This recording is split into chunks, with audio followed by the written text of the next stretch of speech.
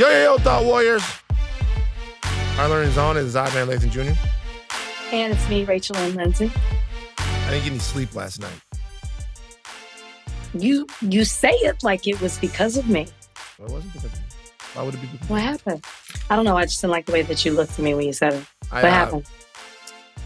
I'm working with a nutritionist. And so, we started a diet. And in order to get back to zero, I'm doing a little cleanse.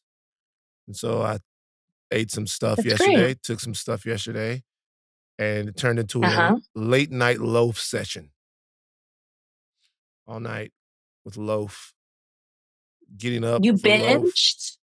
What do you mean I binged? What do you mean loaf? What do you mean dropping loaf?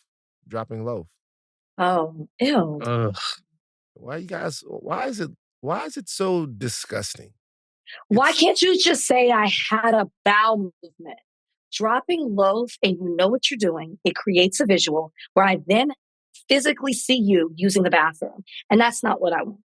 Why can't you just say that's true? Donnie, Ashleigh. To me, it was because I didn't know what you were talking about. So once I found out what it was, my reaction was, ugh, you're talking about shit. It's absolutely disgusting. Part of that is dropping a loaf, booty of the bread. Dropping a loaf is disgusting. Please don't say that. I'll tell you guys something. You had a bowel movement. Part of that is because of my size. If Donnie would have said that he dropped loaf, you guys would have just let it go. Nope. But people don't like bigger people's bodily functions. Like, for example, if you are a thinner person, you can, fart, burp, it's cute. That's not true. But if you are a bigger person and you fart, it's like, look at it, fat stank. There's a fat stanker over there. Yes. Nichelle, if you hear somebody say drop a loaf, does it matter the size? Nichelle. No, you think about a loaf of bread. It doesn't matter if they're skinny. She's like, it doesn't matter if you're skinny or large. This is your own personal insecurity. It's a disgusting term. I'm telling you guys how this goes, and you guys know that it's true. Skinny people can sweat. Skinny people can have bodily functions. But us bigger people, the BMI crowd, we have to, we can never be a little tart. We can never be a little fart, but that's okay. So it is what it is. It is what it is. Okay. I'm but fighting for us. Do you feel like the nutritionist is helping you? Do you feel like it's working? Good. It was very important for me to look at the nutritionist is working in league with my new trainer, and it's very important for us to look at protein and body composition and all that stuff, and we're getting there. Because I did dead hangs. I'm excited for you. A couple of days. You ever done a dead hang before? Yeah. It's a lot. It doesn't matter what you got going on, how long you can box, how much you can play basketball. Them dead hangs will let you know just the shape that you are not in. And can I say, it doesn't matter the size you are. Just you fighting against your own weight. It's a lot. Yeah. It's a lot. Yeah. I called you last night. What time? Well, it was daytime for you. It was nighttime for me. Oh, you're talking about when I answered the phone. Yeah. I'm surprised you want to talk about that, honestly. Why not? I've absolutely nothing to hide. Why would I not tell you? Why would I not talk about calling you on my Parisian vacation? Are you shaking your head? What? I literally have nothing to hide. So Rachel called me last night, and she was in the club with Sean. FaceTime. She was in the club with Sean Dickerson, coolest white boy in the world. Bar none, Sean Dickerson, coolest white boy in the world. The coolest. All right. And so this is who Rachel was partying with last night. I love that Sean is out here throwing parties in Paris. I think that's so dope.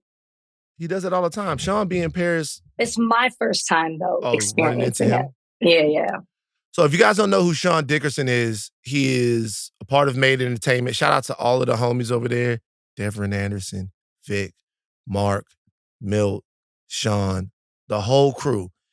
a lot of you guys have friends that are party promoters, or a lot of you guys have party promoters that you know, but these are my real friends who promote parties. And Sean is one of them, but he's also a man about the culture.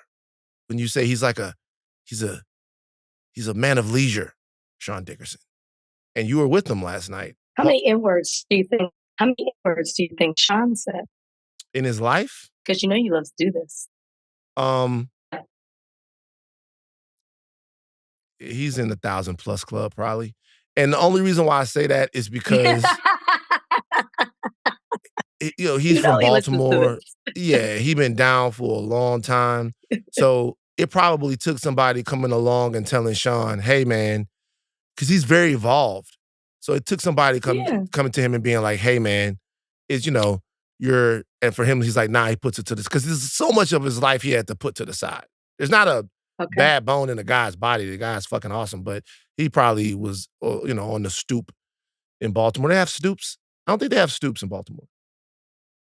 I don't know. You're probably trying to think of The Wire or something. But why a good friend of yours that I'm seeing over here in Paris, why would I want to hide the fact that I saw Al? Why would I want to hide the fact that I ran into him? What's the problem with that? So this party that Rachel FaceTimed me from, it was 4:00 in the morning. And how do you know that? Because you guys told me, which is that the fact that you just asked that tells me that you were out of your mind, because that's the first. I was not. I just had no concept of time. That's the first thing you told me was what time it was. The first thing you told me. You're like, okay. This was Rachel. Yes, then. That's not true. It's and you don't make up stories. It's 4 a.m. And Sean had a goblet. He didn't even have a glass of wine. It's not what happened. Sean had a goblet of wine. I regret this already. Sean had a goblet of wine. Sean was like, yeah. He did. Like, yo, what's up? It's me, Sean Dickerson. That's how he sound. And so, and it wasn't just you and Sean, no. It was you, Sean, Cardi B, Offset. Oh, it's not Offset. Cardi B, Stephon that was Diggs, a different party. That was not this party. Freddie Gibbs. No. Everybody was in.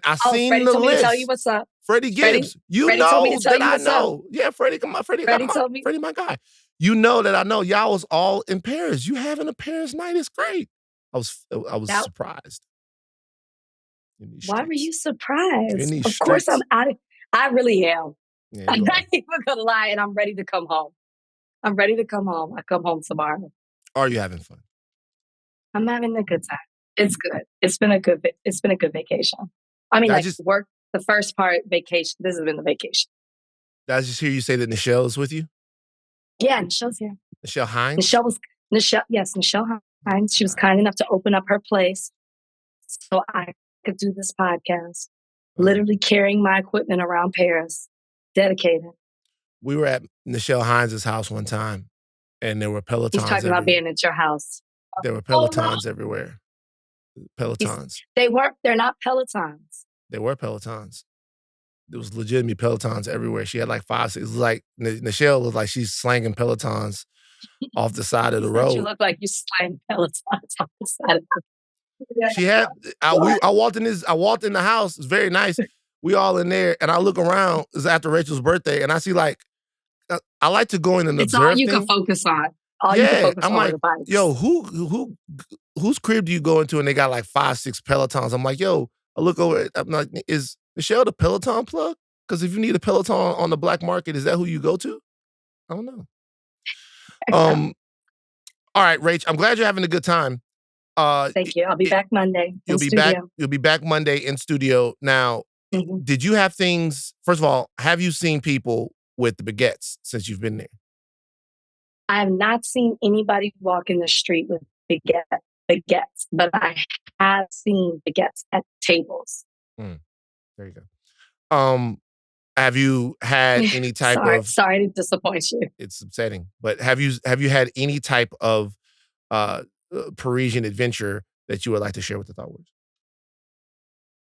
No. Interesting. No, I'm just having a We good don't believe time. you. Yeah. I'm going to shows. I'm going to dinners. I'm going to parties. I'm networking always. That never stops. People love High Learning. They love the podcast. Who was I just talking to that said, oh God, who said that they know you? I feel like I've met so many people. And I was like, man, and they were like, of course. Oh, Draymond. Draymond Green? Mm-hmm. Yeah, because we got to talk about him. Yeah. Yeah. Draymond, I went to a luncheon that they call it the green room. It was Meta and Clutch. And obviously podcast. Asked him about Jackson, who used to work here. Remember Jackson? Jackson's working with fun. him. Yeah, Jackson's great. And I was like, oh, I do higher learning. I do it with family. He's like, oh my God, I see y'all's clips all the time. Yeah. Maybe he'll see the one later today. Yeah, because he's not going to like it. I fuck with Draymond, but Draymond crazy for what he said over on the Pivot podcast, and we're going to get into it. Shout out to the Pivot podcast. The Pivot is one of those places where you can go and get an endless source of stuff to talk about. They do a good job. They're underrated in these interviews. Like you getting think these. So?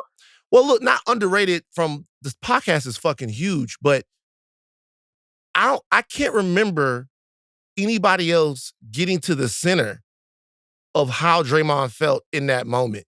They get you to talk about things that you're sort of known for in a really raw and real, because it's like a bunch of bros talking. Yeah, but it's different from the shop. I don't know what it is. I think Ryan is a very good interviewer. I think having 3 men, former athletes, create this space that feels familiar to a lot of these athletes that come on the show, where people just almost forget that they're at a podcast setting and feel like that they're talking to a family member. That's what they get. But I also think that they do really good research, and the way that they pose the questions just breaks things down in a way where people are like, all right. I also think Draymond is at a point in his life where he was ready to talk about it. The Shop has always been a quality show, but I do feel like the presence of LeBron James kind of weighs heavy on the conversations that are had on the Shop, because it's just such a big deal to be in there with LeBron James and all of these famous people in one room. If you got one famous person and 3 other guys that are well known for having a podcast or their careers, like Fred and Channing and Ryan, you get a different conversation than you would if it was Draymond Green, Sabrina Carpenter, fucking Barack Obama. You know what I mean? It's like it's the Shop kind of it's a conversation between famous people, and the Pivot, not to compare these to one another, is like one person like talking to the bros, it feels like. So you get different types of saturation to me. Mm-hmm. So, it is what it is. We got to talk about it. A lot of stuff in the show today. The historic upset in New York City. Mamdani has won the Democratic primary. Wow. A big black eye for the Democratic establishment in New York. Got Draymond, got the NBA draft, updates about Iran. But first, we have to talk about Diddy. To talk about the Diddy trial, which is coming to an end. And we have to go legal eagle with it. Well, we have our illegal eagle queen back, Queen Eagle. But we're going to bring in a little extra firepower. Yodit. Oh, you better get it right. Yodit The way you Tewolde. dogged me for this last time, It's your you friend. better get it right. It's your friend. You don't know your friends' names. And jumping on me isn't going to change the fact of what happened. I'm trying to get people to, look, I'm an easy punching bag, a fat BMI stink loaf dropper. But jumping on me is not going to change what happened. Okay? Bring Yodit in right now. We have to talk about what's happening in this Diddy trial, because I saw, Rachel, I don't know if you've seen them. Maybe they had them in El Paris. Headlines everywhere about parts of the case that the government has dropped and moved on from. And I am not sure what is happening. Look at what she's doing over there. She doesn't know that she's on. She's doing something with her hair. She knows she's on. Leave her alone. I don't think she knows. She's put this in the fixing her podcast. earrings. She's fixing her earrings. She can't hear. We can't hear her. Leave all You're of this muted, in. yeah. You're muted. She doesn't know how to There do you go. TV. She's never been on television before. She's look at her. She's trying to figure it out. You're muted. There you go. Wait. There you Am go. I good? Oh, Yeah. wow. Wow, look at that. Shut up, man. Wow, Why look- you got a scarf? Wow, look at that. It's a nonstop thing. Welcome to my world. Let's get into it. Wait. I just heard you talk about the prosecution thinning out their allegations. That's not true. They actually made the argument. So there's no point in bringing that up. Oh, well then let's do this. No. We should talk about it because I feel like most people saw the headline and were like, oh, Diddy's getting off. Oh, they can't prove their case. Okay. So what happened? God damn it. What's happening with this interview? What happened? This is something that I saw over on Baller Alert. And this was shout out to Robin from over there at Baller Alert. I always fuck with Robin. This is what I saw. I'm going to read you a headline and then you tell me how true this headline is. All right. It's Diddy related. It says, feds drop kidnapping, arson, and sex trafficking aiding charges in Combs' case as trial focus narrows. How true is that headline? Okay, it's not true. As we speak right now, the prosecution has come back from lunch. They're resuming their closing arguments. They actually made those very same arguments that reports were saying that they dropped. They're making those arguments. They were just trying to thin out the instructions that the judge gives to the jury in order to streamline these charges. They're trying to simplify it. So they didn't drop it because I'm literally seeing updates from the New York Times where they're making the argument for arson. They're making the arguments for kidnapping. What was the other thing that you said that they allegedly dropped? Sex trafficking. Oh, absolutely. That's the core of this case. So can you, because I think when people saw the headline, they saw arson and thought, okay, it's gone, without realizing that there's some underlying, it's not just arson, it's like conspiracy to commit. Like, can you break that down a little bit of what it is that they took away and what they left in? So here's what I'm looking at from the New York Times. The prosecution was aiming to streamline jury instructions by simplifying aspects of its legal theory surrounding kidnapping, which is still very much a part of their case. That includes the arson, that includes the sex trafficking is insane because that's the biggest part of the charges for Diddy. They're charging him with 2 counts of sex trafficking, 1 count for Cassie, 1 count for the other woman that testified under a pseudonym, Jane.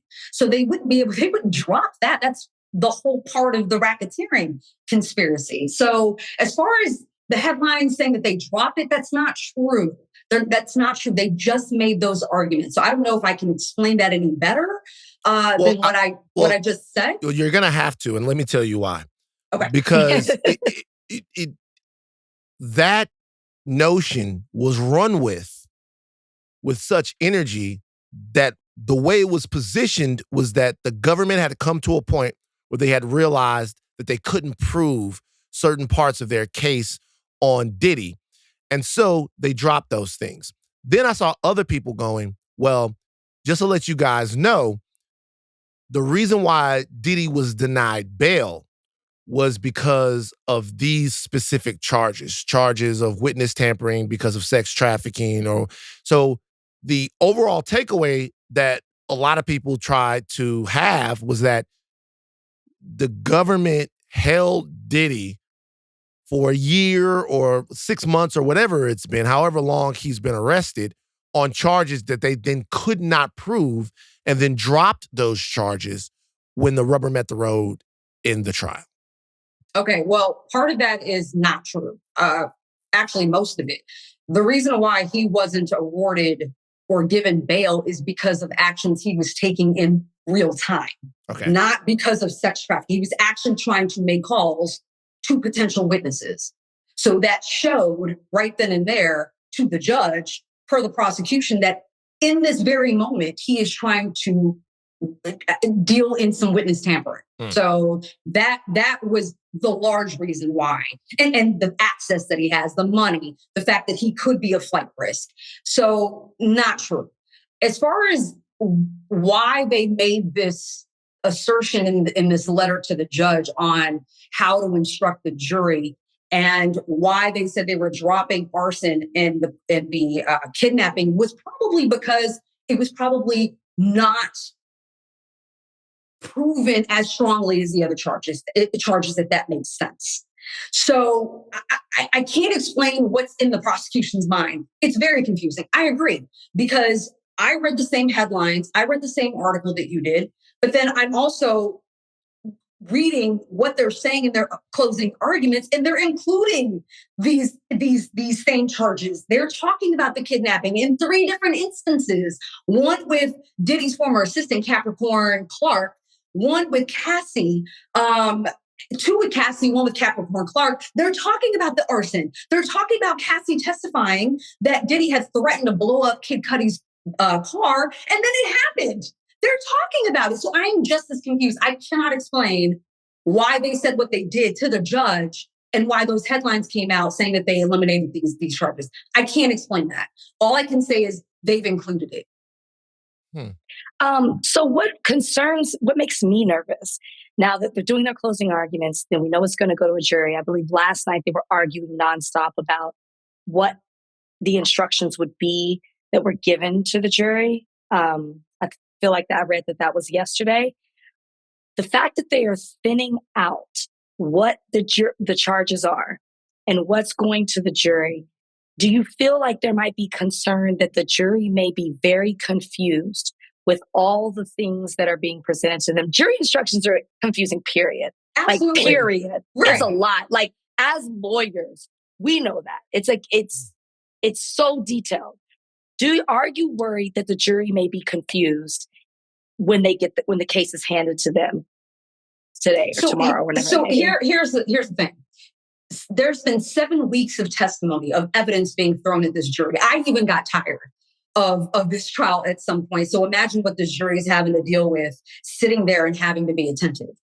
So the most important part of a trial is the closing argument, if not the most important, next to the opening statements. So what a jury hears at first and what they hear last is what they remember, okay? So yes, jury instructions are incredibly hard to read, especially as a jury who aren't lawyers. You go back into the jury room, the prosecution and the defense don't get to talk to the jury anymore. They have to solely rely on these instructions. So yes, does the prosecution, who has the burden of proof in this case, want to simplify the instructions to make sure that they get it? Sure. In their closing arguments, are they going to connect the dots with the facts that was presented in the trial with the law? Yes. I think we're focused too much on the headlines. I'm telling you all, they included what was presented as thinning out this instruction. They've included this in their closing arguments. They've actually simplified it for them. I think they're doing a great job. Now, is there room for reasonable doubt to be raised on the part of the defense? Yes. Am I worried that the prosecution might fail to prove one or all of these charges? No. From what I'm reading, they are simplifying the most complicated charge in this case, which is the racketeering. And if y'all want to go into that, we can. But I'm not concerned. I think what they're trying to do is simplify the instruction because they know that once they're done with their closing arguments, they no longer can speak directly to this jury. Wasn't the kidnapping and arson part of the predicate offenses that went into the racketeering charge? So yes. I think a lot of people thought that if you dropped those charges, that racketeering was out because you needed to prove those in order to get to the racketeering. So explain that for people. So they've included transportation for the purposes of prostitution as one of the underlying crimes called predicate acts. Tell people what that means. The transportation for the purposes of prostitution? No. What a predicate act means. So in order to further a criminal enterprise, So what the prosecution is saying that Diddy is the head of a criminal organization, that he's conspired with his bodyguards, his employees, foot soldiers to commit crimes and to also cover them up for reputational purposes, right? Mm-hmm. So what they're saying is, what are those crimes? Well, here are the crimes that we are saying this enterprise has committed and tried to cover up. And we are only responsible for proving that Diddy and his co-conspirators committed only 2 of those acts. So they've listed a number of predicate acts: transportation for the purposes of prostitution, sex trafficking, bribery, forced labor, drug-related offenses. So this idea that if they kick the kidnapping, the arson, that the racketeering charge just goes away. No, they've got a list long of other predicate acts. And they only have to prove that Diddy committed 2 of them. That's it. Wow. Mm. Were you surprised? So the defense didn't call any witnesses. Yeah. And for you, that might not be a surprise. But I think for the people who have been following this case, it was, okay, maybe we don't expect to hear from Diddy, but maybe there might be somebody. We've seen Diddy's character be trashed. And I'm not saying it's not deserving, but over and over and over again. So maybe there might have been somebody who could speak about him in a different way. What are your takes on the fact that not only did Diddy not testify, but there were no witnesses called by the defense and they rested and moved to closing arguments? I, as a criminal defense attorney, was not surprised because in criminal cases, less is more. The juice just wasn't worth the squeeze in this case. The defense deciding to not call any witnesses was a calculated risk. But the upside of not calling any witnesses is that they rely solely on the fact that the prosecution has a burden of proof. They don't have to put up a shred of evidence that Diddy is innocent. They just have to hold the prosecution to their burden. So what they're doing is essentially telling the jury, we're not going to waste any more of your time. The prosecution has gone 6 weeks of presenting witnesses and entering documents into evidence. And they still, after they've rested their case in chief, has not proven beyond a reasonable doubt that our client is guilty. So there's no need for us to put up any evidence. Now, of course, it can also hurt them in that the jury can see them as not being confident in their case, that there's not one person in this whole wide world that can speak on behalf of Diddy's innocence. However, you got to understand that if they put up witnesses, then those witnesses, including Diddy, is opening up the scrutiny of the prosecution to poke holes in their evidence and cross-examination. Can you imagine Diddy taking the stand, for example, and having the prosecution it would be a done deal. The jury would then be focused on whether they like Diddy over whether the prosecution actually proved their case. So I think they made the right decision. What they're saying is to the jury, we've made our case while we cross-examine the prosecution's witnesses. We got out our narrative. We don't need to put up one shred of evidence. So it made sense to me. So we saw in the Tory Lanez case that Tory Lanez elected to not take the stand and tell his version of the story as it happened that night.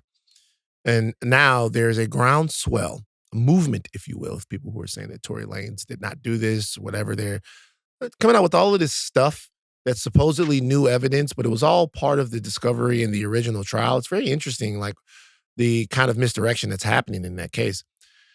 Do you think that Diddy electing to not testify and not defend himself will hurt him in the court of public opinion with people who go, hey, if someone had said that I had sex trafficked them or R-worded them or whatever, I would want to take the stand and say, no, this is how this happened and tell my side of the story. It might not be smart legal strategy for him to take the stand, but for his reputation, don't you think that it matters? Well, I think he's already lost in the court of public opinion once that video from the Intercontinental Hotel dropped. I think it's a done deal on the court of public opinion. I don't know if you know these niggas. You're right. I'm just being honest with you. I would be less concerned about the court of public opinion and be more concerned with whether I go to prison for life. Mm. So I would rather be, I would rather have my chances increase that I walk out of this courtroom and I'll deal with public court of opinion. Because like you said, there will be people who still support Diddy.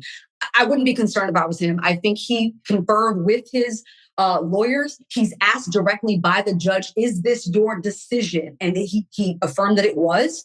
He knew that opening his mouth is not the best strategy for him to be set free. He feels as though, and I'm sure his attorneys do too, he's got a better chance at letting his attorneys speak for him than for him to get up there and expose himself to a prosecution that would annihilate him. And not only that, they would be getting a different bite of the apple. They're going to be presenting all the stuff that they presented in their case in chief all over again, making him admit to bad facts or making him lie. Either way, it helps the prosecution. So I wouldn't be concerned about the court of public opinion if I were him. There you go. We're in the middle of closing arguments right now. Anything that you're seeing that's surprising, shocking, just an update with that, like as we're closing this case out? Yeah. So I wrote some things down that I felt were really important that the prosecution is doing.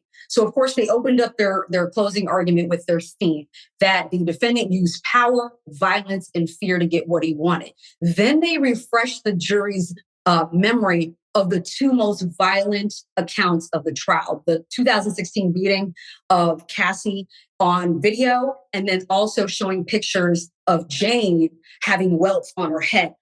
Images are strong and they're powerful and they're lasting. So what they're doing is reading from the prosecution, or the prosecutor who's actually giving the closing is reading from a lectern, but she's also got a slideshow of evidence, pictures that will be ingrained in this jury's mind.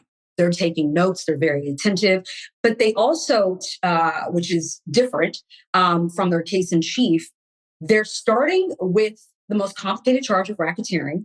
They're explaining it, and they're also naming individuals who they claim were co-conspirators. I mean, from Christina Coram, they call KK, one of his bodyguards named D-Rock. They're being very, very specific as to what their actual roles were, how they actually helped Diddy commit crimes and cover them up. So they're being very specific, unlike what they were saying throughout trial. So they're really connecting the dots and also making it very clear to the jury that they're not arguing that every single freak off or hotel night was sex trafficking. They're not saying that. They're saying what we're going to do is point to one specific instance of a freak off, a hotel session that we believe was sex trafficking. And if you believe that one of these nights was done out of force, out of coercion, then you find Diddy guilty of sex trafficking. It makes it easier for the jury, because now instead of having to figure out whether each and every single one of these freak-offs was consensual, they're saying we're going to narrow this down to a couple of instances. And if you agree that one of them was coerced, or that these women were compelled by force, threats, whatever the case may be, by violence, then you find him guilty of sex trafficking. That is crucial in helping the jury figure this whole thing out, because they've got information overload. This is a lot to have to deal with. So for them to simplify this, very, very important for them. So I found that to be very effective. Not to mention, again, the slideshow of photos, of the bruises, of the brutality, the violence, all of that, for the jury to remember when they go back into deliberation. When should we expect a verdict? Like next week? Like what's going on? Like how long do you think So it's gonna take? apparently both sides asked the judge for 4 hours each. So of course I understand with the prosecution wanting to take that much time. They have the burden. They've presented all this evidence. So they're going to be doing their closing arguments today. The defense wants to start their closing arguments tomorrow when the jury is fresh. So I'm thinking, deliberations, of course, start on Monday. Will they take, I'm always asked this question and I have no idea. I know what I think because I'm a lawyer, but I can also compartmentalize the law and the facts and all of that. For a jury, I'm not sure. But what the prosecution wants is for the jury to come back with as little notes as possible. Because when they do that, that signals a mistrial. If they're confused, if they're asking questions over and over again, then we've got some sort of a hang up on whatever charge. That's not a good look for the prosecution. They do not want a mistrial. Do I think that they're going to get convictions on all 5 of these counts? No, but I definitely think he's getting convicted of something. If anything, the transportation for the purposes of prostitution, super simple. They've proven that. I mean, it's pretty clear. It's not ambiguous like the other ones. And as far as the sex trafficking goes, I think that Cassie has probably the strongest case because Diddy controlled her career. She was 19. She was groomed for this. There's been chatter about this Jane individual who was doing things to get her rent paid. You know how people feel about that. So I think Cassie has the strongest sex trafficking count. But he's not walking away without a conviction. I'm pretty sure of that. So a conviction. Well, and maybe or maybe not jail time. Prison time. I mean, we're looking at, even with the easiest charge to prove, we're looking at a maximum of 10 years. Wow. Yeah. So he's probably going away for some time. But that's a win for him. If he gets convicted of the offense with the least exposure to prison, he's still going to get out as, an older dude. But I mean, he still has some life to live. But as far as the most serious crimes, I mean, we're looking at life in prison, so he'd never get out. But he's getting convicted of something. I mean, they're laying it out pretty clear. Now, I haven't obviously, heard the defense's closing, but they have some wiggle room too. They can raise some doubt. And it's their reasonable doubt is reasonable. They're going to say these women were not coerced. Mm-hmm. They were adults. They were consensual. There was text messages is the star for the defense. It's their star evidence. Yeah. They're going to read back and remind the jurors how enthusiastic these 2 women were in order to prove that there was no coercion, there was no force. But again, the prosecution gets a rebuttal closing. They get to rebut anything that the defense says in their closing. And they can always remind the jury that just because they consented early on doesn't negate the fact that they were coerced later, that there wasn't a crime done later. So I think people get that confused. They feel like once you consent, then there's no room to not consent, to not give consent. People change their minds. And so the prosecution just needs to simplify that, remind the jury of that.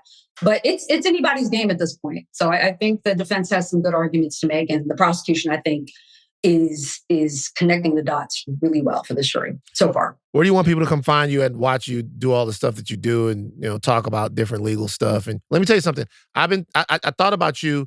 I want to do a whole episode with you or a whole segment about how we can help people get away with crimes. And let me tell you what I mean.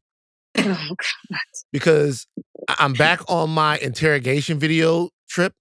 I just keep getting pulled back in, right? Yeah. I just have a overall message for people. Don't kill nobody. And let me tell you why you shouldn't. Obviously, it's wrong. Thank you. Okay. Can we start there? I mean, obvious, yes. See what I'm saying?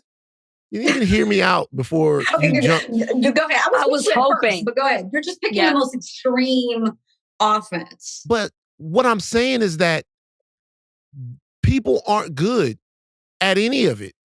They make such dumb mistakes.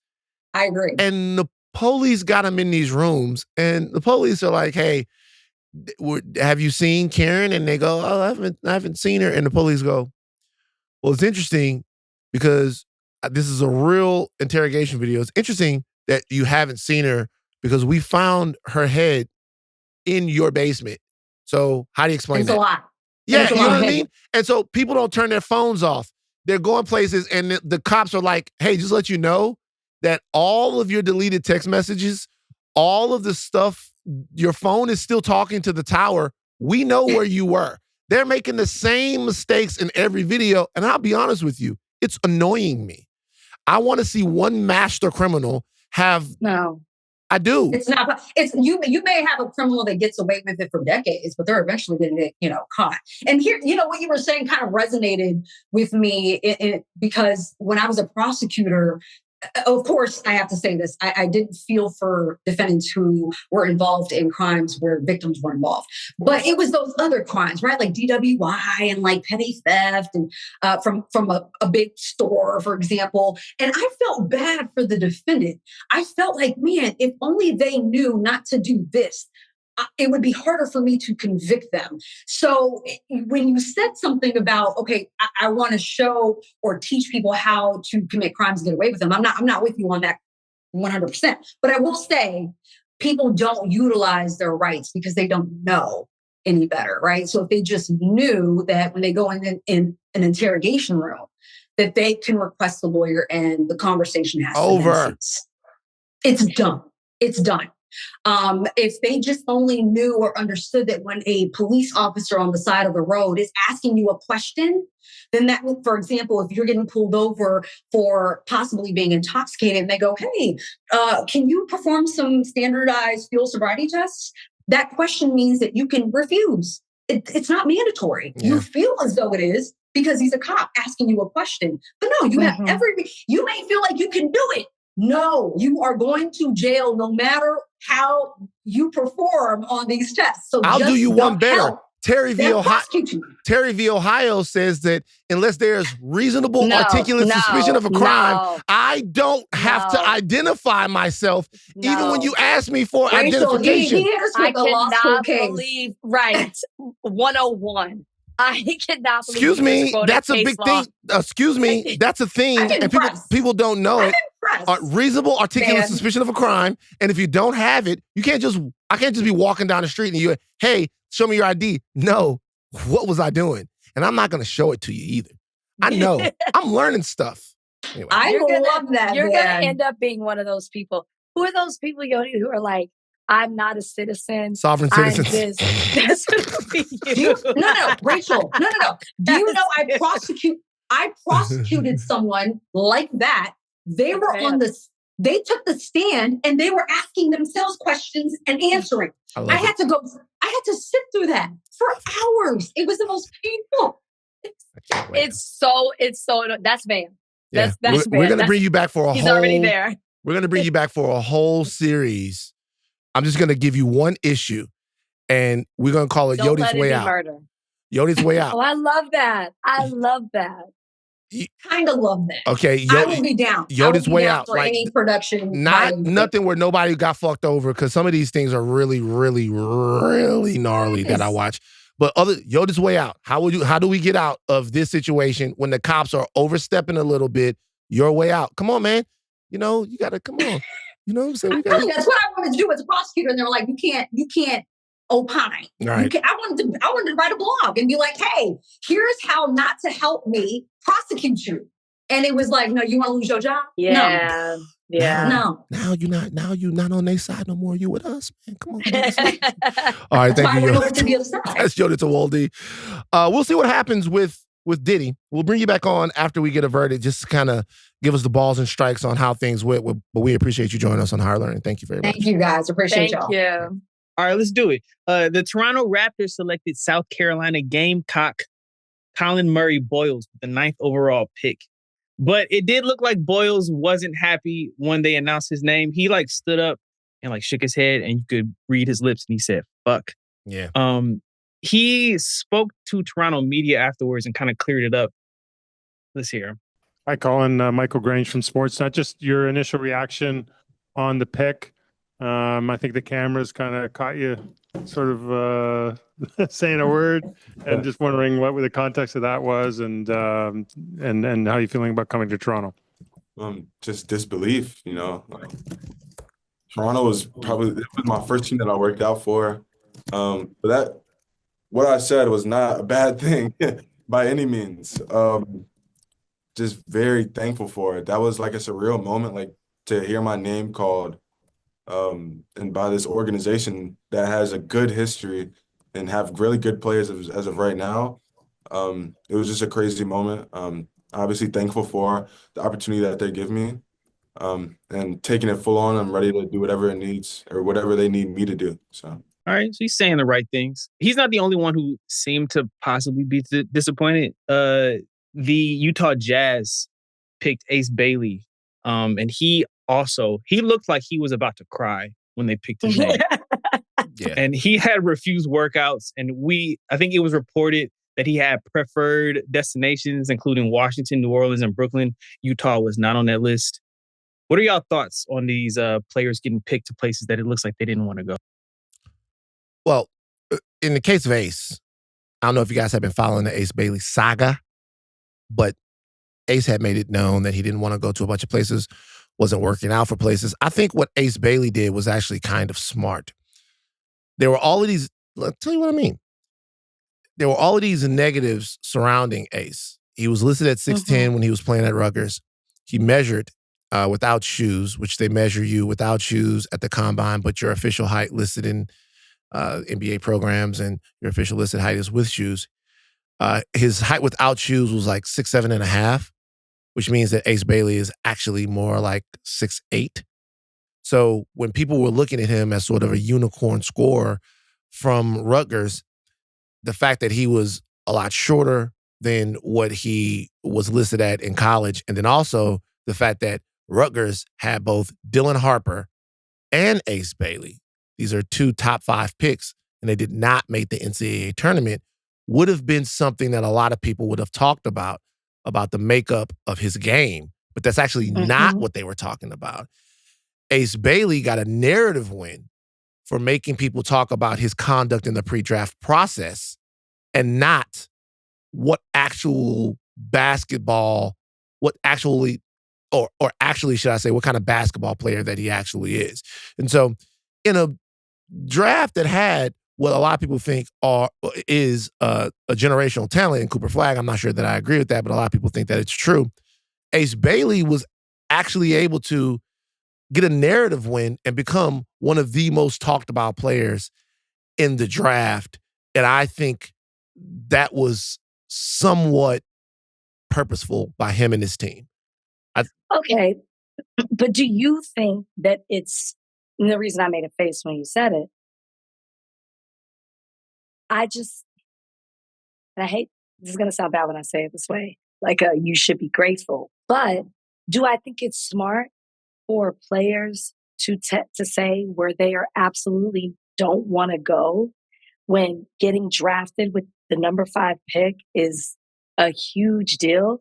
And obviously you don't have to stay with this team forever. We see basketball players move around all the time.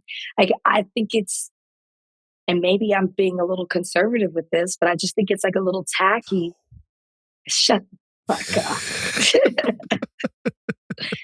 I just think it's a little tacky to be, and a little bit, I don't know, there's an ego in it to be telling people you're not even in the NBA, you've not played professional basketball in any way, and you're already telling teams where you don't want to go. I just don't like to see it. I mean, I can understand what you're saying. Like, a lot of people feel the exact same way that you do. It doesn't bother me because I know that behind the scenes, they're doing this so much.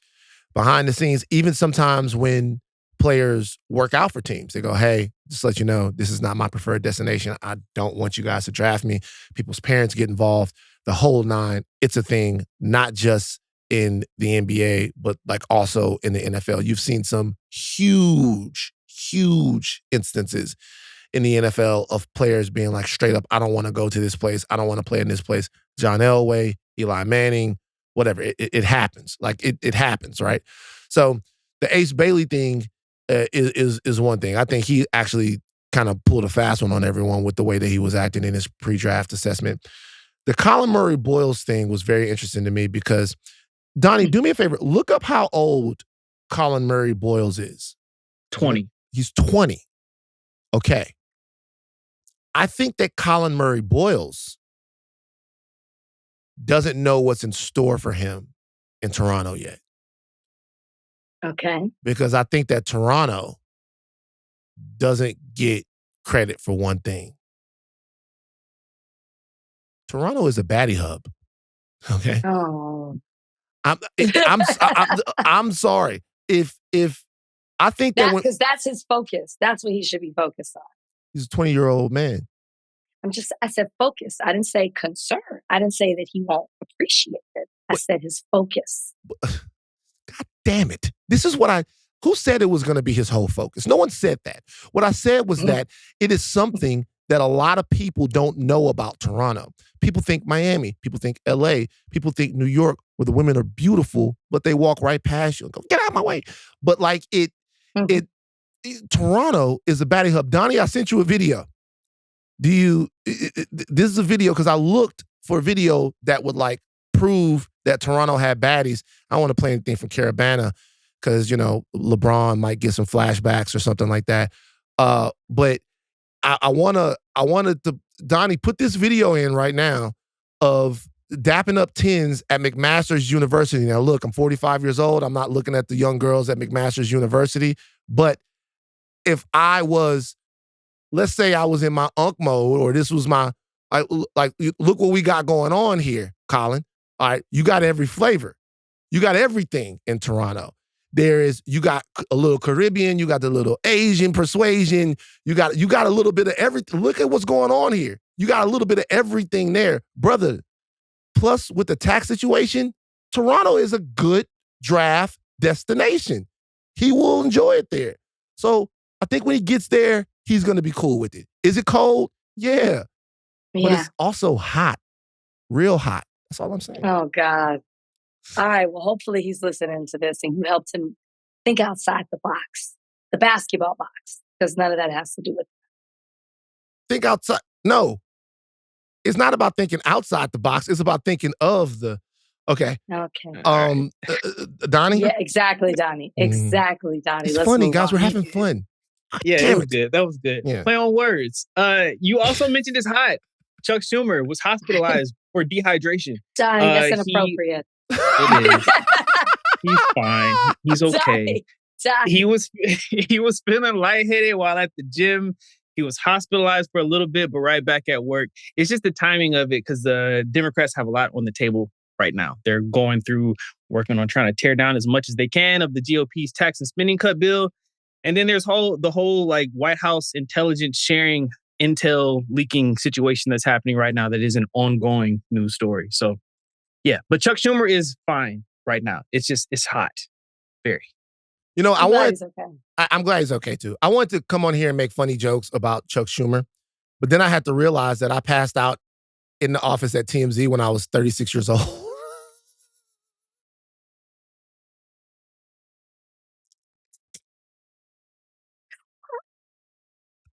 So you have we want to hear. These are the stories we want to hear. Why? So, by the way, this is me legitimately in the best shape of my life. I'm talking about, this is Van at his most controlled. I'm probably at that time about 200, I'm about 6'4", about 225. I'm playing basketball all the time.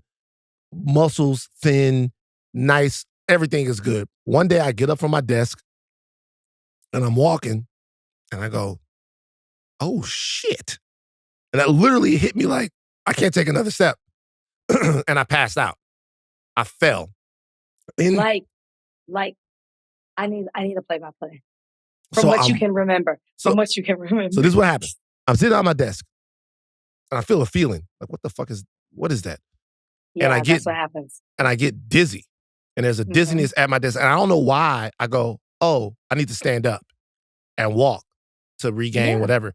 So I stand up and I walk and I take like 5 steps and boom, I hit the side of, I hit the side of the wall and then I fall into the room where they're feeding out the show. And Ryan Reagan. It was on live TV? It wasn't on live TV. You might have been able, I can't remember what time it was. You might have been able to see, no. We were feeding the show out, the morning show. Okay. Maybe you could have seen it if you were looking in the background of TMZ Live. I'm not sure. But I fall into the room and Ryan Reagan, who's a great guy, cool guy, he was the executive producer of TMZ Live. I'm on the ground and he's like, because I play so much, he was like, man, is this serious? And I'm on the ground like, what the fuck is going on? So I go to the hospital. Get checked out, fine. Everything is cool. I come back the next day, it happens again. No. Yeah. It happens again. I was gone from TMZ for an entire month. And I had a full workup. I had neurological testing. I had gosh. all types of testing, everything. And I'll be honest with you, they were so good to me.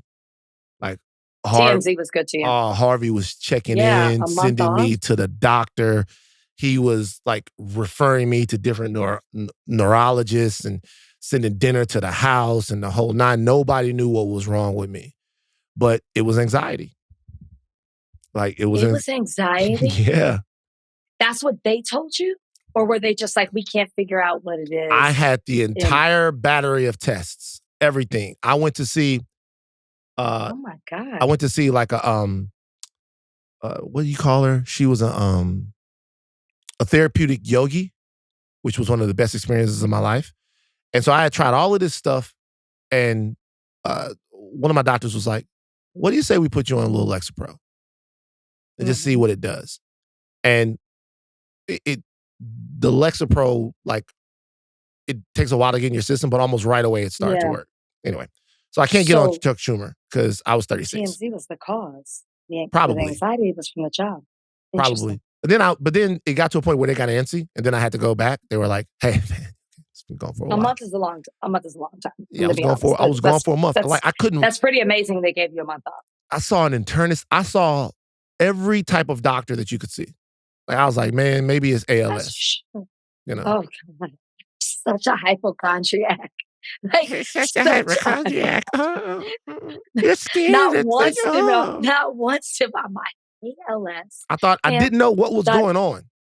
Donnie, move on. Let's You're such a hypochondriac.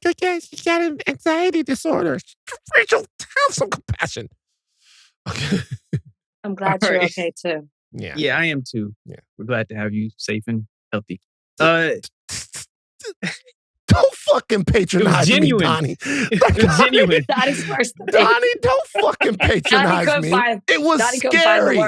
It was scary, guys. Of course it was. Like I had a panic attack at the because the panic attack started to come back. I had a panic attack on the way to the whatever. Go ahead. Get to the next quick hitter. These are not so quick, this next one I think you will like because it is about your favorite word, daddy.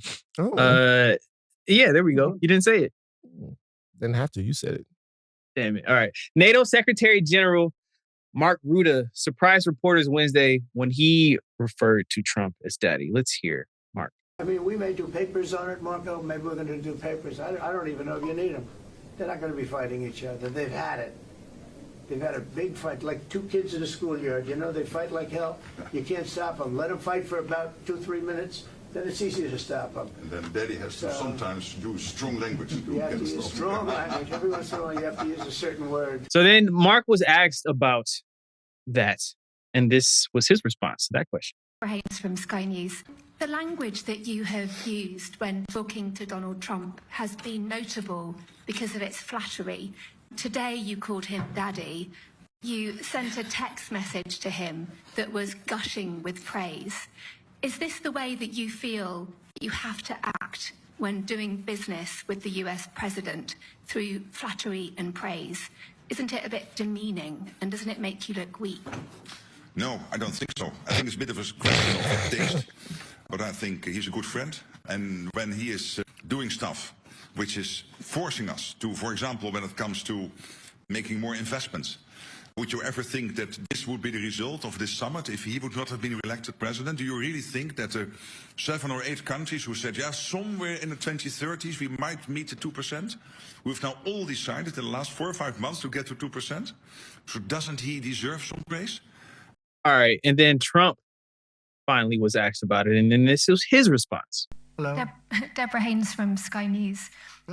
Mark Rutte, the NATO chief, who is your friend, he called you daddy earlier. Do you regard your NATO allies as kind of children? No, he likes me. I think he likes me. If he doesn't, I'll let you know. I'll come back and I'll hit him hard, okay? No? He did it very affectionate. Daddy, you're my daddy. You love this. I do. Go ahead. No, I want to hear what you think about this. No, I actually don't think it's that big of a deal. Really? This daddy is nothing compared to the daddies of the past. Daddy's back. Congressman Byron Donalds. I think Lauren Boebert tweeted or said something about daddy being home. Charlie Kirk has said dad is home. There have been other people who are Trump supporters who love I guess they're saying it in an affectionate way. I don't know. I hate it. But the daddy use has been much worse than this. To be honest, I think that this guy, Ruda, was trying to be funny. And I think that his joke got lost in translation. Oh, so you don't think this was like as I daddy as actually some of the really other? don't. Okay, cool. It's the dad. Like if there was a daddy-o meter, this would be at the bottom. Because Byron Donalds is a 10. Byron Donalds is a 10 for sure. For me, it's interesting to me in the context of how masculinity is used as a weapon between these two different political sides, right? Like the guys on the left are always seen as wet noodles or, leaves blowing in the wind. They're whatever, however you want to describe what you would consider to be some sort of gendered weakness. But in order to be a figure on the right, a part of Donald Trump's movement, you got to be a wimp. They're wimps. I was looking for the right word, and Kalika said it. Wimp. They're wimps. They're wimpy. You know what it is? Like, okay, when Smokey said, Debo said, tell me to shut up, I stop talking. But when he leave, I'll be talking again. I got mind control over Debo. When he said that? So it's funny because that's Smokey being wimpy. And the guys on the right that think whatever Donald Trump says is true because he said it, that have this blind allegiance to whatever he does because he does it, you're a wimp. It's a party of wimps. And I don't have anything in common politically with Thomas Massey or Rand Paul or some of these other guys that have the temerity to stand up to Trump every now and again. But at least they're not wimps, though. At least they don't just go along with everything that somebody says just because they said it. And for some reason, like, I gotta respect that. I gotta be honest with you. Y'all not gonna like this. Y'all gonna get pissed off. I gotta respect Candace Owens. Oh, okay. So this is okay. Do you remember when we used to talk about Liz Cheney? Yeah. And we used to always be like, talk about Liz Cheney. And obviously she stood up in a way that nobody else was, right? Like things are so extreme right now that you're having a Rand Paul who you would have never seen the day actually standing up to the things that Trump is doing. Well, he's a libertarian, so he always walks by his own. But yes, but he's still been very pro-Trump. I don't know if things that's are so necessarily true. Things have been so bad. Things have been so bad, like in an extreme way, that you're seeing more people take a different path, right? Where they're actually calling it out. When Liz Cheney was doing it and nobody else was, and they run her out of office, and there always used to be the whole thing of what Liz Cheney is doing is great, but we're not going to forget how you used to vote. And we're not, when you were in Congress, and we're not going to get how you supported Donald Trump. We're not going to forget those things. So yes, we're going to give you credit for saying the things that you say, but I'm always going to remember you're part of the reason that this situation exists. So when I hear Candace Owens, I'm never going to give Candace Owens anything, because to speak specifically about you saying we're not going to like about Candace Owens, I can't believe anything Candace Owens says because she is such a grifter.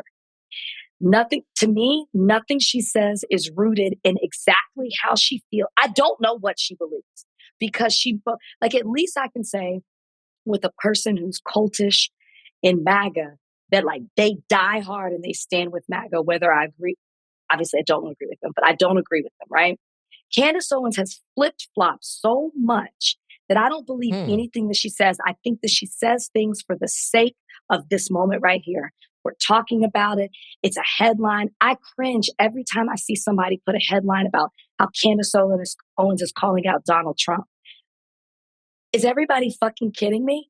The way that she damn near was calling him daddy and all the actions that she was doing. Yeah. And now she wants to stand. So I feel like it is because they know if Candace Owens goes against him because she used to be so for him, then it gives her the attention that she needs. Let's be honest. She's not with Ben Shapiro anymore. Trump did not bring her along this go around with this administration. She needs views, clicks, subscribers, attention on her. I don't believe anything this woman is about. So I'm not giving her anything. So let's kind of split this apart a little bit and let's be issue specific. And let me tell you why that's important in this particular situation.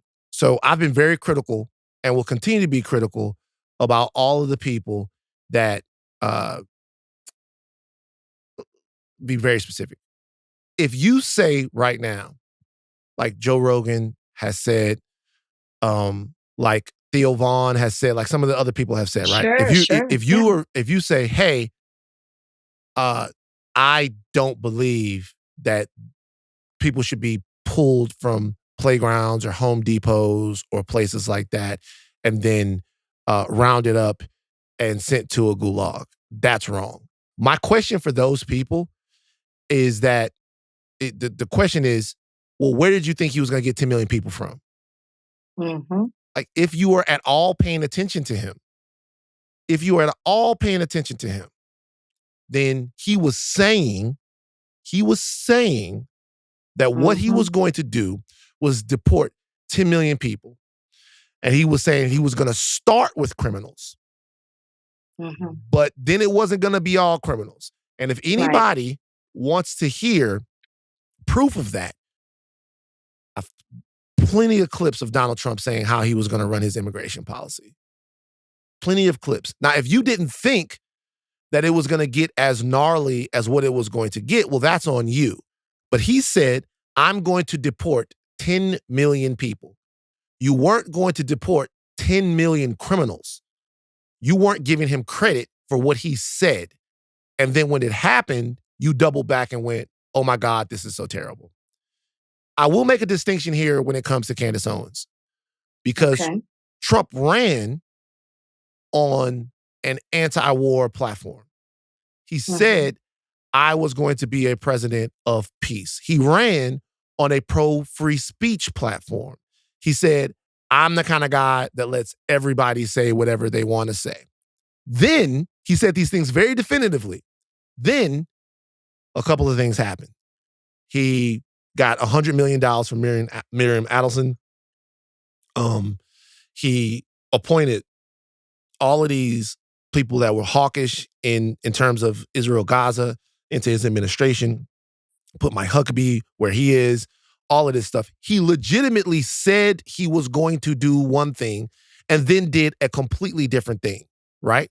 So not just with the Israel-Gaza and the bombing Iran and all of that, but also with the free speech stuff, which she's also talked about. So when I say I have to give her credit, I'm giving her credit for not going along with his flip-flop in the moment. And anybody who does that, anybody that says, you know what? Because there are a whole bunch of people that I don't agree with politically that on a bunch of different things that go, you know what? Dead kids, too much for me. Now, there are other arguments out there. There are people that say the only reason why Candace Owens cares about this is because she is deep down an anti-Semite and she hates Jewish people. So she hates the state of Israel by proxy.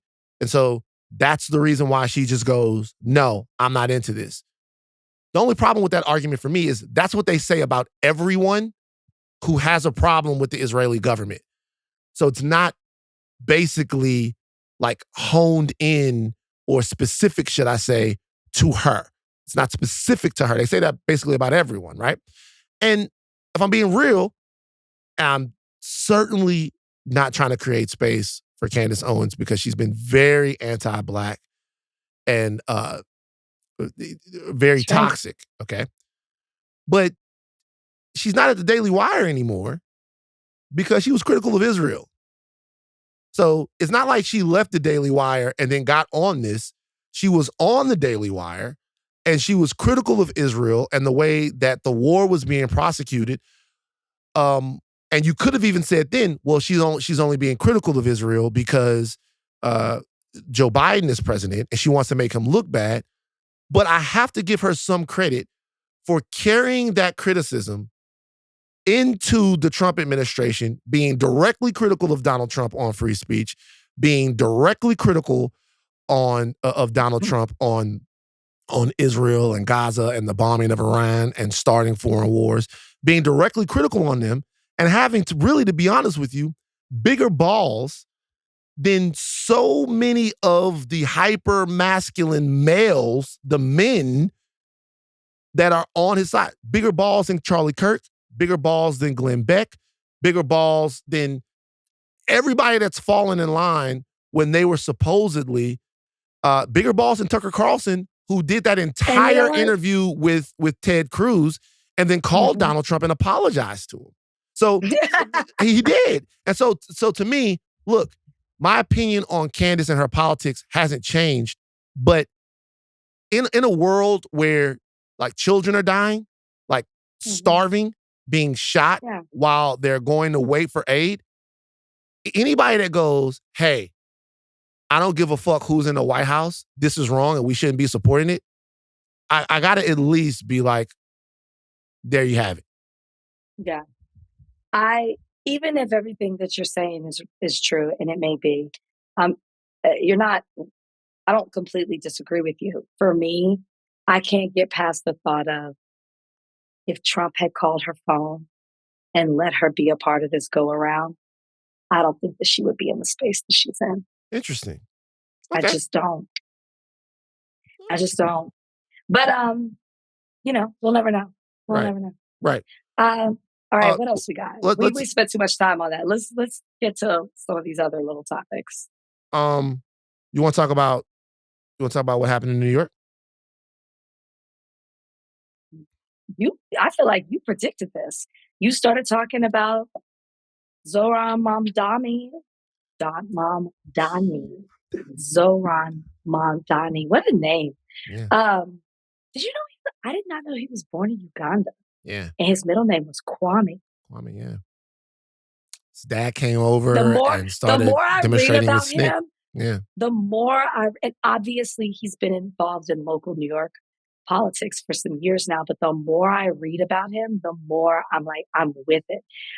Let me ask you this, because you obviously brought it to my attention first. Do you think that Cuomo really had a chance to win this? Yeah. Okay, I'm just saying he is so disgraced. There was the video that came out with the women showing their faces who were saying specifically the things that he had done when he sexually harassed and or assaulted them. He obviously misused finances as governor. Like, there's so many negative things that it felt like such a joke. And I know he's a part of the old regime. And I know that obviously it's the Cuomo name, but he, on the outside looking in, to me, seems so disgraced. And I know Mamdani is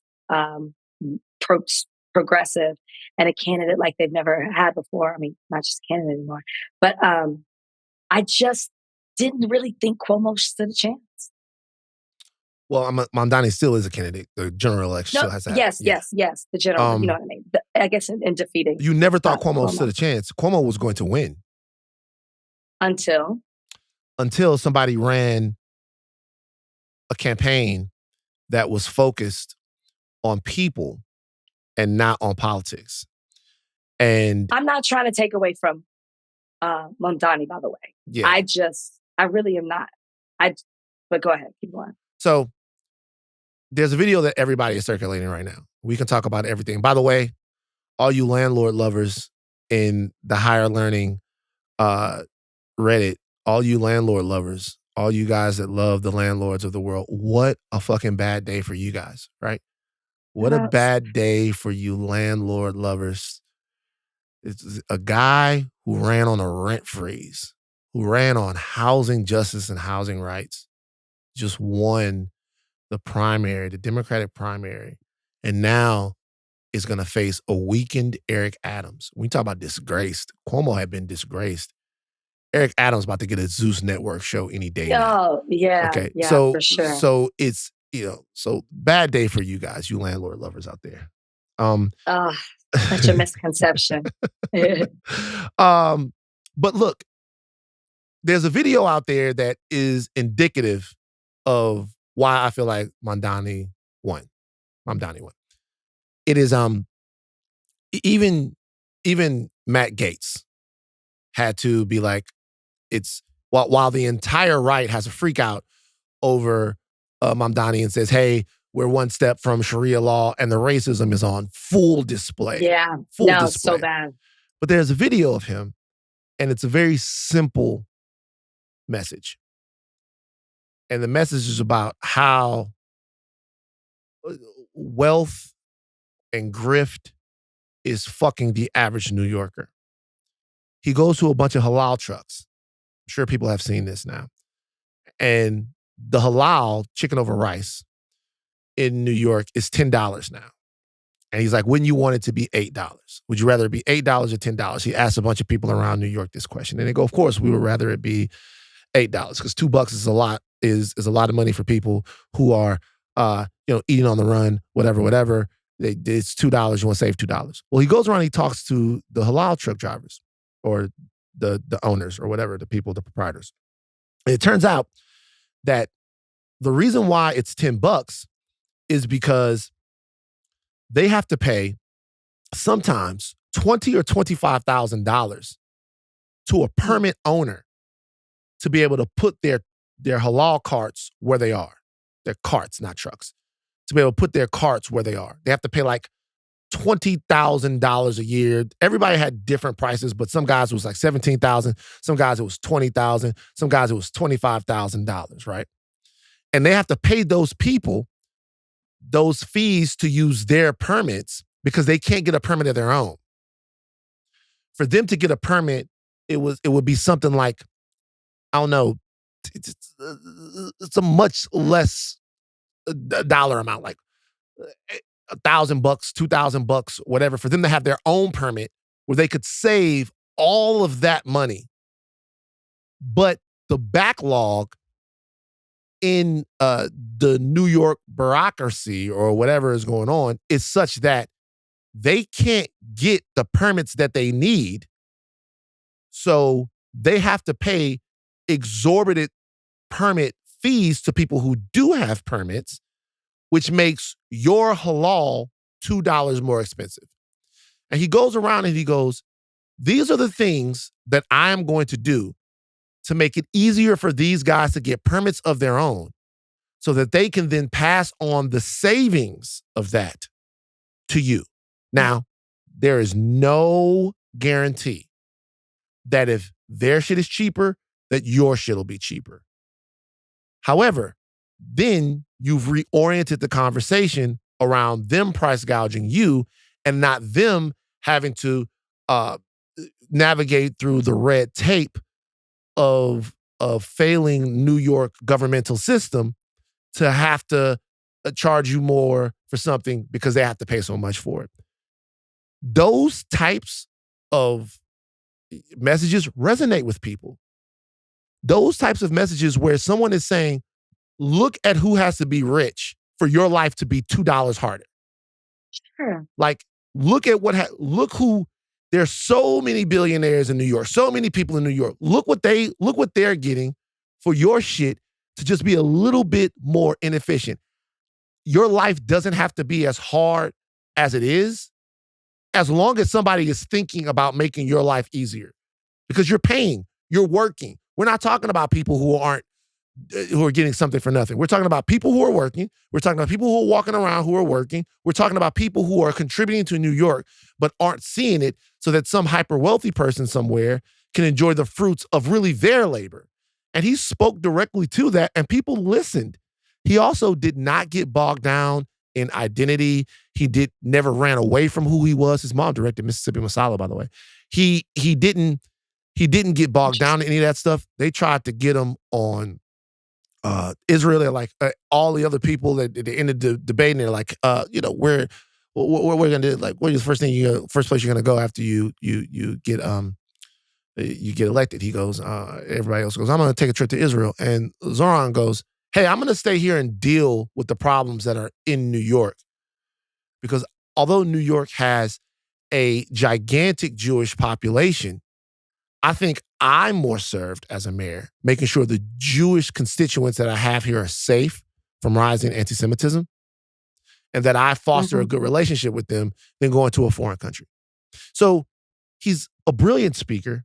He's great. He is an expert campaigner, ran a flawless campaign.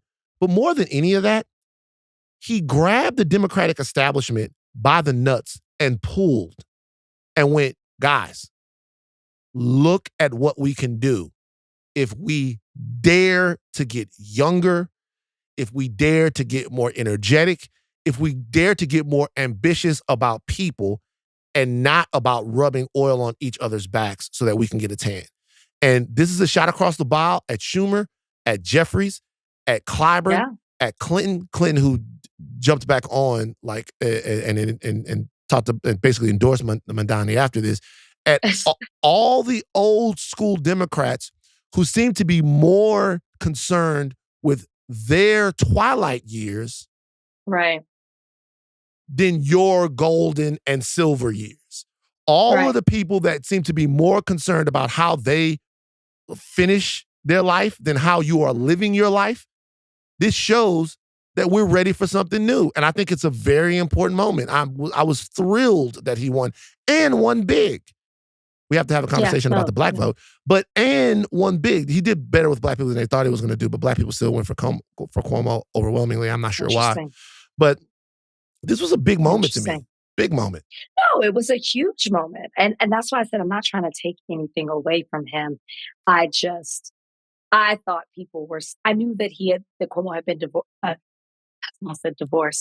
endorsed by Bill Clinton, but I just thought that there was this disgust of him that, and again, not to take away from what Mamdani was doing, I just thought that was an overriding thought as well, in addition to how great that he is. But I was excited by it because something we talk about constantly on this podcast is being frustrated with the old establishment, that people keep reciting the same talking points and they just seem to not want to, they keep saying they're listening to you, they're hearing you, they're not listening to you. They're not taking your concerns and actually figuring out ways and systems to fix those concerns. They're just saying, they're saying out loud that these are the things that they support, but they're not doing anything with it. So to see somebody who's actually has a plan of what they want to do, and then of how they want to do it, like these are my issues, or this is my plan, and this is how I want to execute it, is really exciting.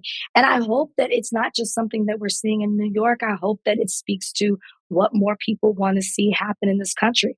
I mean, that's how MAGA started, right? People loved Donald Trump because he challenged the system, and they felt like he was listening to them and wanted to, address their needs.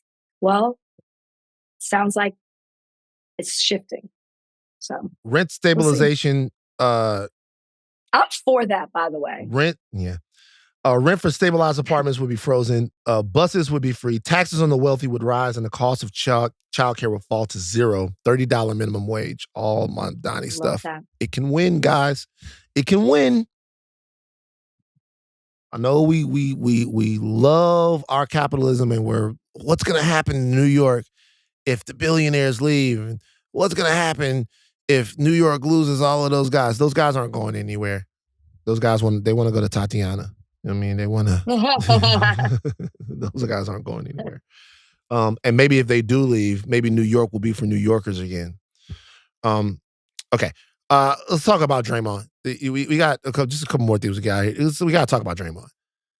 Rachel, Donnie, come on. Yeah, we teased this. He was on the Pivot podcast, and he spoke about that one time he punched his teammate Jordan Poole in the face. But there could be a day that y'all ain't getting along. Y'all gonna throw hands. You gonna dap up afterwards. We gonna move on. Absolutely. Right. But then when the Jordan Poole situation happens, you're in a different world. And so now everything I've always been, everything I've always known is different today.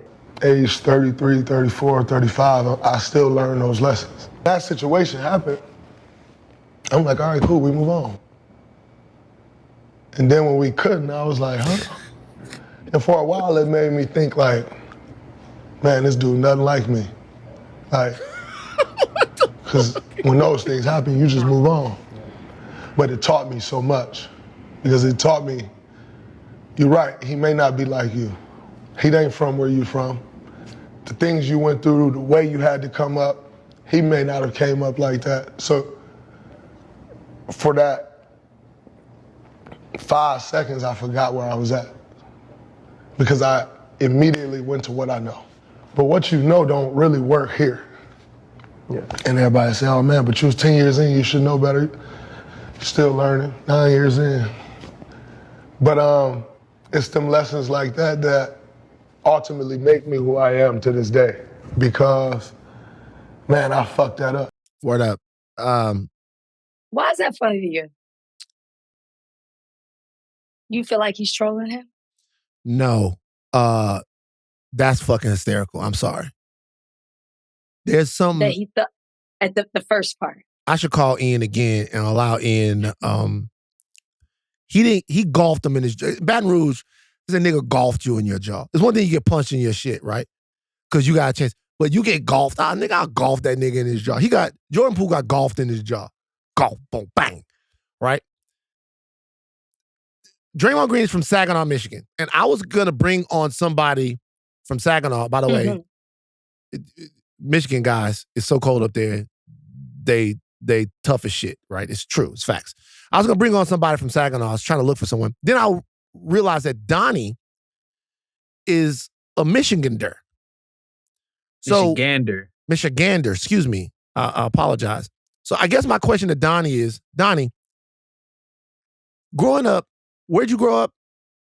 In Detroit and Southfield. So how far is Saginaw from you? I feel like that's about an hour away. It's a drive. But you could kind of understand niggas from Saginaw because Draymond's talking about where he grew up, right? And how things grew up. So I'm asking you right now, did you grow up in a place where a nigga could golf you in your jaw? You get no get back. You don't get your lick back. You don't give him an Indian burn. You don't pinch him. You don't do nothing. And y'all just move on from it? Is that realistic for you growing up? No, not at all. You hold grudges. I mean, we all saw the punch. That's not something that you just let go without especially without a face-to-face apology, a conversation. Like, you don't just There's let that no go. apology, bro. Slide. He punched this nigga in his shit in front of the whole team. Look, people fight in sports. It happens all the time and you get over it. This was different. This was, if you look at that video, you could make an argument, oh, maybe Jordan Poole kind of pushed him, get off me a little bit. He was not expecting Draymond Green to haul off and golf him in his shit. Bing, bing, bang, bing. Like, I'm sorry. We are probably never going to be the same. We are probably never going to be the same. I don't know what Draymond Green expected. This is the first time that I realized that Draymond trolling him. No, this is why I think he's trolling him. To fix your mouth to say, I mean, I lost myself for 5 seconds. I thought we were going to be fine. Like, I'm so confused. I feel like he's fucking with it. No, nobody's going to be okay with you when it comes to that. And then to end it with the lesson that he learned from it all, it's like, Draymond, come on. So he's fucking with us. Come on. I don't think he is. I think this is what you get when you get Draymond Green, who is an incredible competitor, a protector. Remember, he choked out Rudy Gobert. It just all of that stuff, right? This is all part of the package when you get Draymond Green. But I watched that and I laughed. That is the type of shit that you say to someone that you look at as a little nigga. Like, if he would have said, yo, and maybe this did happen. I think maybe did I read something to where Draymond Green wanted to let Jordan Poole get his lick back or whatever. If he would have said, I went to him and I was like, what could we do to get past this? Like, what could we do to get past this? Like, what do I have to do to get past this with you? If he would have went to him and said that, or if that would have been the gist of this conversation, then I would have been cool. But he basically said, well, I golfed this nigga in his jaw and he just couldn't get over it.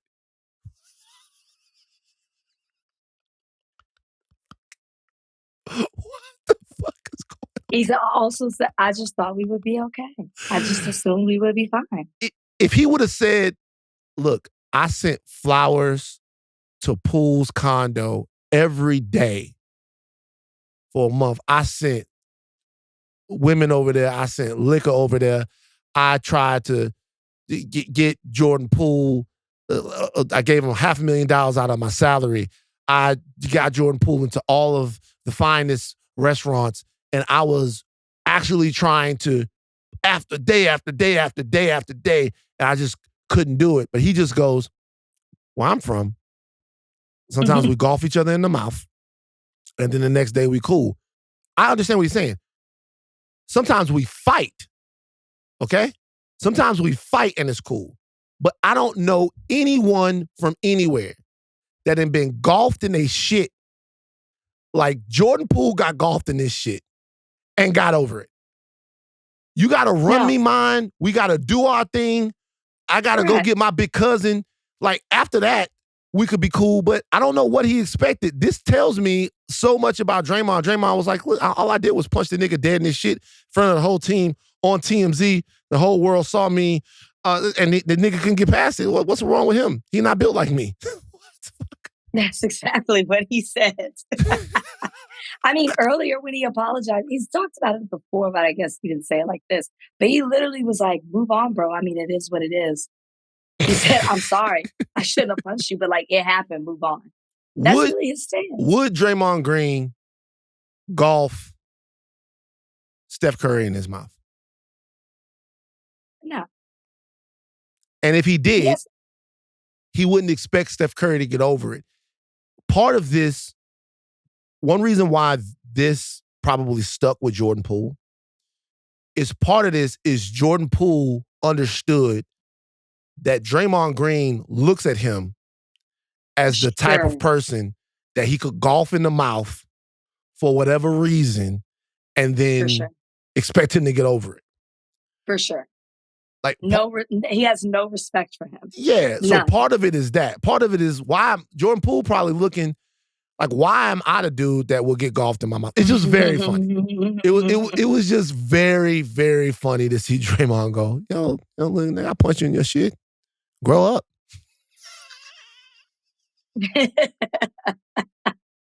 That he's nothing like me. He's nothing like me. He's nothing like me. I tell you what, you know what I would have liked to know? And I'm not saying that, what I'd like to know is, Draymond, how many times have you been punched in your shit and didn't get your shit back and now you cool? Because that would have been cool. It would have been cool if he would have been like, that happened to me. Harrison Barnes punched me in my shit 2013. And I didn't want it with Harrison. He wiry and strong. Shout out to Harrison. And so I just let it go. And me and Harrison are friends to this day. That's never happened to Draymond. Not at this big age. That was funny. All right, Rachel, this is a clear out for you. Donnie, what? Last one. Mexican OT. He was on Lip Service podcast and conversation about the N-word usage came up. This is what the rapper had to say. Do you feel like you could say the N-word? I feel like I can say it, but not because of that, and I'm gonna tell you why. I wish there was some black dudes in here. There are. Right there. And this one right here, not. Okay, well, we're gonna use him. What the fuck are you gonna do about it, And then second of all, I grew up loving these motherfuckers. I grew up fighting with them. I grew up eating with them. I grew up fucking doing bad shit with them. I grew up loving with them. I got family. And it's not even about family. Even if I wasn't related to nobody out black, I mean, well, shit, it's what the fuck I was surrounded by, Like, I respect people that they feel that way, and that's why I try to shut the fuck up about it. Right. But if you're from where I'm from, or anywhere, what the fuck are you gonna do about it? You know, it's like I don't went to the jungle and earned the lion's head. Mm-hmm. You know. I feel like a lot of people that are from Latino descent here in New York feel that same way. Mm-hmm. The Puerto Ricans, the Dominicans. I mean, shit, y'all just, I mean, and not even trying to justify it, but shit, y'all just got dropped off before us. That's all it is. I hate this, and I hate talking about this. Why? There's so many people that are to blame when I listen to this. Obviously, that Mexican OT, who I like his music, you know, Texas guy. He's obviously to blame, right? Like, he's clearly misunderstood. Please tell me what boat brought you here. I will never understand how you can have deep love for the Black community and have grown up with Black people, and they may have taken you in. You aren't like us. You're not us. And I don't understand that disconnect. I don't understand why you want, we talked about this so many times, why you want to hold on to this word so deeply where you feel like you have to say it. But then the reason you have to say it is because you basically feel like you are us because you are connected to us. You don't do that with any other race but Black people. First, I blame that Mexican OT. Then I blame everybody Black in his life that made him feel comfortable enough to say that shit out loud. Mm-hmm. Because oddly, he was looking for a Black man to co-sign with him in that, as he was saying that. He's talking about all these Black people in his life. Those people are to blame because you obviously have probably had these discussions before and said the same shit, and it worked with them, and they made you feel comfortable enough to now say it out to other people. Third, I blame everybody sitting in that room listening. How are you going to let this Mexican man tell you that y'all got dropped off on the same boat and have nothing else to say? Now, the clip cut off. Unless I missed it, I'll stand corrected. Yeah, I didn't see the whole interview. But I would never imagine if you and I were sitting in that room and he said that and he was like, y'all got dropped off. We all got dropped off on the same boat. That is not where there would have been so much more conversation. I understand asking questions and having the interview, but as Black women who were sitting in that room, you have to push back when somebody's saying stuff about your race that is offensive and that is also not true. Well said. Well, number one, he doesn't know his own history. Clearly. What? People didn't come here on a boat. Well, I guess the Spanish part of him, if there are Spaniards or conquistadors in his background, they might have. But, you know, if he is an Aztec or an Incan or a Mayan, whatever would have existed, his people were indigenous to the southern part, the Central America, the southern part of North America, whatever. Their ancestors are indigenous people. So there was no dropping off except for the conquerors and the rapists and pillagers who got there, and then those people would have more likely been slavers than there would have been the enslaved, as are we. I'm not going to pretend to know the entire anthropology of Mexican people and all of that, but I do know that we're talking about different huge tribes of people that were indigenous to the land where Mexico is and parts of Texas and all that stuff like that, and all over the place. All that used to be, it's the same people. So that's the first thing. Number two, I don't think I've ever seen anyone position their weird want to use the N-word as he did. Like, because a lot of people just go, hey, this is a function of the culture that I grew up in, and I can't do anything about it. It's just, it flows out of me because this is what we did. And there is a certain understanding of that you just have to have. And the only reason why I say that is because I'm not in every hood everywhere. So I'm from Louisiana. I didn't grow up with Mexicans or other people saying the N-word to me.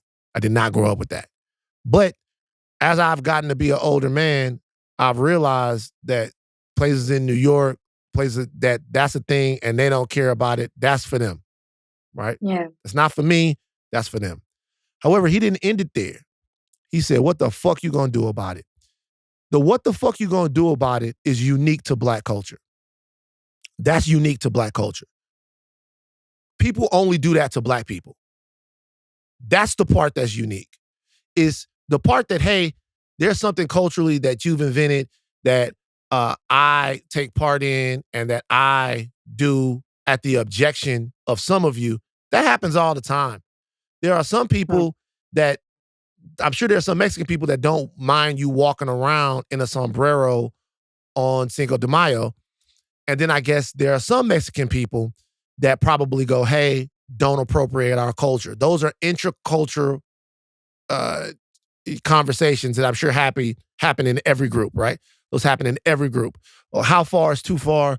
What is cosplay? What is participation? All of that stuff. What only happens to Black people is, I'm going to do what y'all do and y'all can't say shit about it. That only happens to Black people. Yeah. And when we're talking about, to me at least, and when I say that, I mean like, when Black people get called out for cultural appropriation, and Black people culturally appropriate too, there's always a conversation within us about whether or not it's appropriate to do what we're doing. If we're too obsessed with Asian culture or whatever it is, there's always should we even be doing that? Even when we have conversations about what is authentically Black and what we should be doing in terms of us adhering to a European beauty standard, if you're wearing contacts or a blonde wig or whatever, we have all of these conversations. But the only culture that gets dictated to, you shouldn't care about this. I do what the fuck I want, no matter how it affects you, Black people. Yeah. And everybody takes part. Everybody takes part in saying, hey, I could do whatever the fuck I want to do with what it is that you are. And if you say something, you're weird. What you gonna do about it? Who the fuck do you think you are? Like, we talking to you right now. Like we talking to you. Like, we talking to you. We telling you, hey man, we don't like that shit. The fuck you mean? What are you gonna do about it?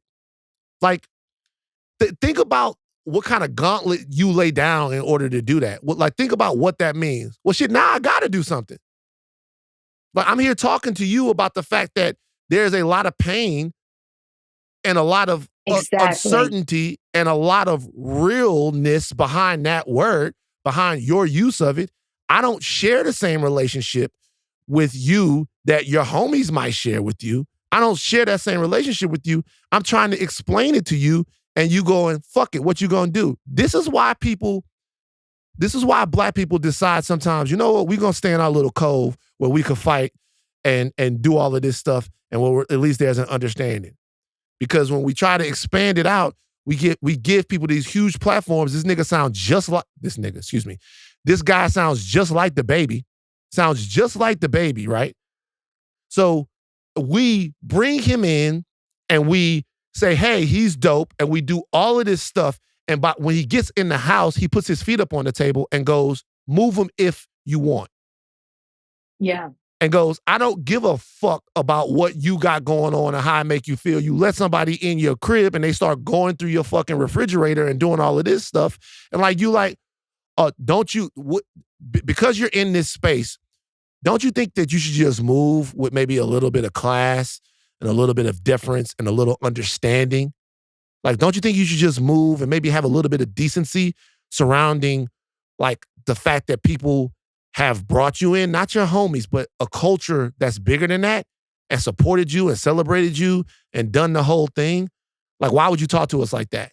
Because at the end of the day, Black Americans are the cultural workhorses for the world. Mm-hmm. We make it, you take it. And then after you take it, you look back at us and go, what the fuck did you think we was going to do? Why should you be able to dictate anything, nigger? Mm-hmm. So I'm like, fuck this dude, bro. Like, what the, like, it's like, what the, well, like. No, that's all you can say. It's the hypocrisy, right? Like, how can you fix yourself to talk about all the love you have for Black people and then at the end be like, But you black people, if you have a problem with it, what the fuck you gonna do about it? Which one is it? Which one is it? Tough stuff. Tough stuff. All right, we're out. We're done. You got to go. Where are you about to go? I'm about to go to a party. Oh, my God. It's my last one. I'll leave and get on a plane tomorrow. GQ party. Ooh. Who's going to be there? Mm-hmm. I don't know. Draymond might be there. Keep your hands up. I don't think he's here. I don't think he's there. But yeah. It goes on again. Fashion Week goes through tomorrow, but I got to come home. Everybody's out there walking around. Are they fashionable? People look fashionable? Yeah, you know what? Paris is just nice because everybody's fashionable. You just it doesn't matter who you are. You don't have to be any type of celebrity. People just have beautiful fashion out here. I love it. Do you think, last question, do you think that Paris is ready for somebody with the fashion sensibility of a guy who wears actively black sweatpants every day of his life, every day, every single day? Yeah, you can rock it. What is that shirt you're wearing? It says disappointments, all of you, and it shows a black Jesus. I've worn on here before. I like the loaf session from last night. I got up later than I wanted to get up, so I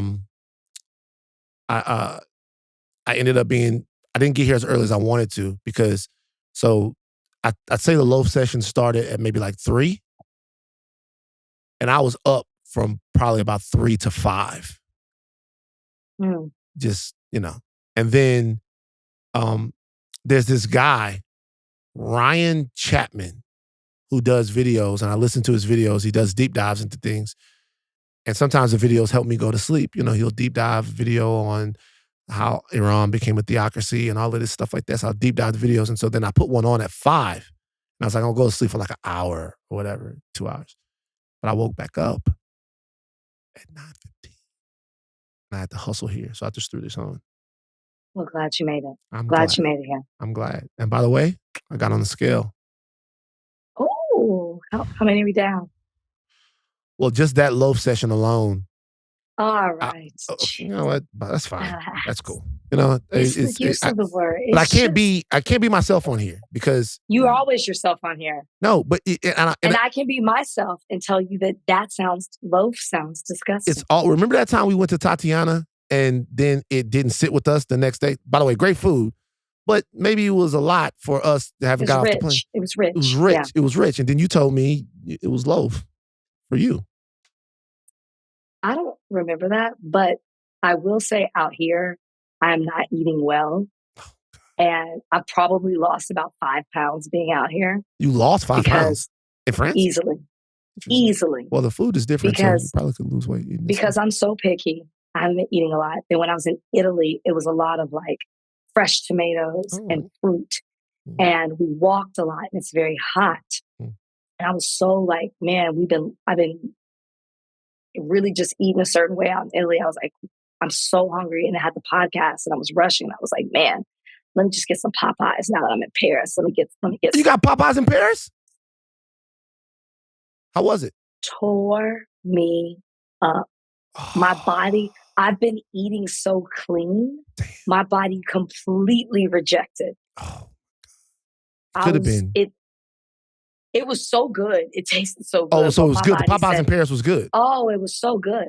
But they didn't have like drumsticks and thighs. I couldn't order that on the menu, but I had wings. So good. But my body was like fried food, grease. Yeah. What are these things? It's crazy. Yeah. Okay. Yeah. That's good to know. Take the caps off. Do not stop learning. I'm Van Lathan Jr. See, you don't like it when I do it. You don't like it when I do it. No, dude, it's fine. It's like we can have a whole conversation about how our bodies are.